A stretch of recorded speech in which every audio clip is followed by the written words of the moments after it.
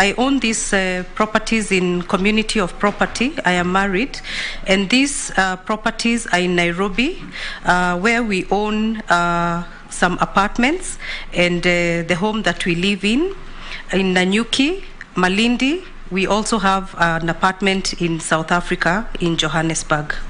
Point of order, Chair. Yes. Chair, she has, in 25, she has put it as approximately 188,500,000. Now she's giving us different figures. So what should we believe now? What she has put on her, the CV we've got in front of us. Mercy, you just took a note to say nothing but the truth. Yes, I can clarify that. I'm surprised that that document was circulated, because what I had done is to initially provide it at 50% adjusted for debt, and subsequently, on speaking to my accountant, I was guided that based on the requirement for net worth, to provide information based on market realizable value. So whereas previously I had disclosed based on purchase price, the adjustment therefore moved upwards on the assumption that the property was being sold. Now, I did call the chambers. I indicated that I wished to make the adjustment, and I provided the adjusted document based on that information. So this new document is what I had expected to be circulated to the members.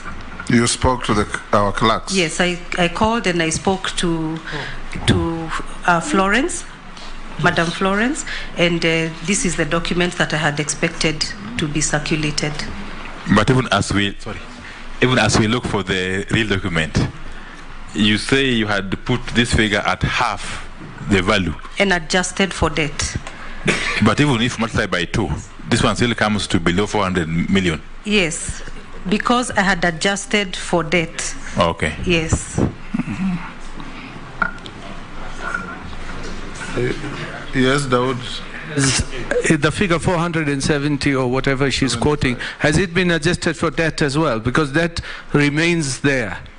The liability is a liability. Yes. Even if you adjust for market price, yes. Have you already adjusted for the liability? So I was advised not to go to that level. Just give the market realizable value, and that should be okay, because in the event that you sell something, then... Could you probably give us how much the liabilities are then? Oh, I see. So on account of land and buildings, we do hold quite an amount of significant debt in the region of about 70 million, but this has been paid over time. So when you factor that in, you're able to see how that adjustment comes down.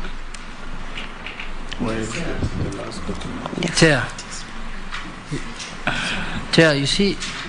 Chair, yes, no, Chair, I thought this matter should have been very easier than this, because what she should have provided is her, what she owns, the market value minus her liabilities, and that's what is called net worth. Yes. So net worth here. Mm-hmm. So I don't know why she is turning this place to an accounting firm. I thought, like the other predecessor, like the other nominees who appeared before, you come with what you own. This is, I own 1 billion. There was even 4 billion here. So 4 billion.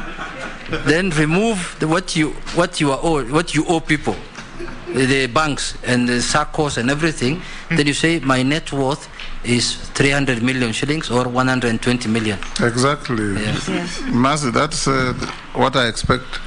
You have 200 million yes. in asset and cash. You have a mortgage of 50. So your net worth is 150. It's so simple.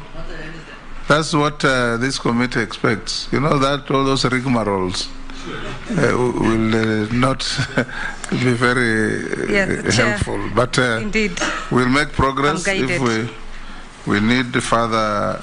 They will ask you on your wealth when we open up. Okay.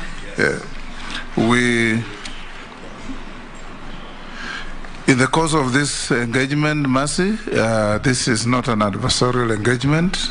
I can see you're a lawyer. I'm sure you know what I mean. Yes. It's a conversation for this committee to assess your suitability to occupy a sensitive office called Secretary to the Cabinet, an office that is extremely